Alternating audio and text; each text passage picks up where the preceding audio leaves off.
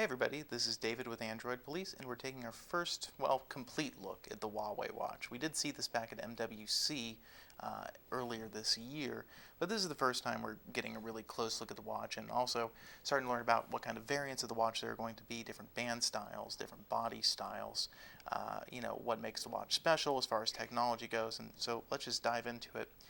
On the internal side, you still have the same basic kind of stuff you find in every other Android Wear smartwatch, which is a Snapdragon 400 processor, 4 gigabytes of ROM, and 512 megabytes of RAM.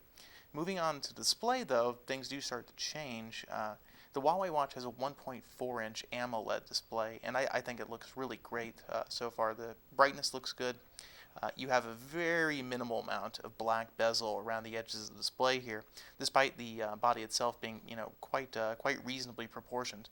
So if we compare it to, say, a Watch Urbane here, you can see that the Watch Urbane has a much, much larger bezel, and it also has this black band around the edges. It's hard to see with the black watch face that you don't really get quite as strongly on the Huawei watch. As far as thickness goes, it's about the same thickness as a Watch Urbane, actually, which I think is reasonable. That does make it a thick watch, but not crazy thick. But with the reduced body size overall, due to the reduced diameter of this bezel here, it will probably be more comfortable to wear than the Watch Urbane. On the software side, this particular watch right here is running Android Wear 1.3, which is presumably what the watch will launch with. So you have things like the new watch face that lets you communicate with other people, and the other new features that are coming with Wear 1.3 interactive watch faces and such. The watch faces that are loaded on here, Huawei has quite a few. I haven't actually counted them yet, but there are a lot of them. I would say probably a couple dozen. Some of them do look really nice too. Some are pretty interesting. You've got like a fitness focused one right here that counts your steps and also keeps track of other things. You've got a nice little battery gauge there. Times nice and bold. You can see your calories burned, your steps, etc. Otherwise, it is, of course, it's Android Wear, so the software experience is pretty hard to differentiate on. But going back to the display again, though, Huawei is the first Android Wear partner to use a sapphire crystal glass covering over the display, so that should reduce the frequency of scratching. They're also using a full stainless steel back, as opposed to a plastic back plate that you find on some other devices. They claim their heart rate monitor is the best among Android Wear devices. They weren't really explaining why that is, but they say that it is. As far as the charging mechanism, you can see there's pogo pins, which, love them or hate them, that does seem to be the choice mechanism for charging.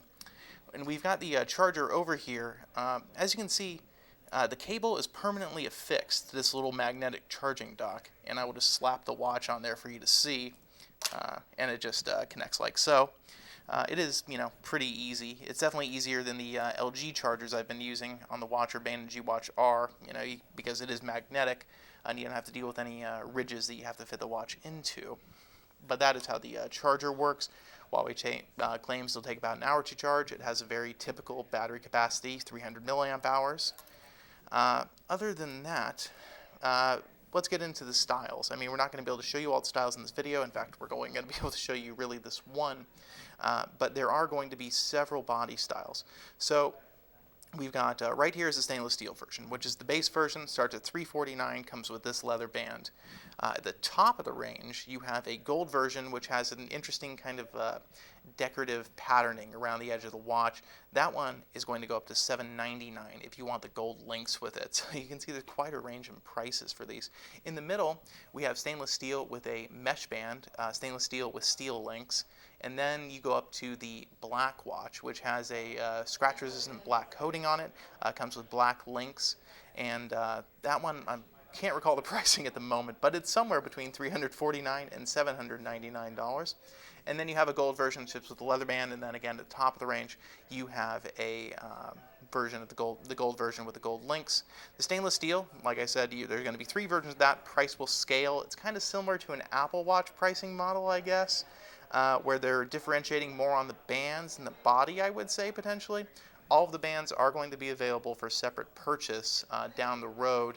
It's not clear if all those bands will be available at launch, but or that even all versions of the watch will be available at launch. It seemed like they were saying the the gold version in particular will ship later this year, as opposed to September 17th release date for the other versions.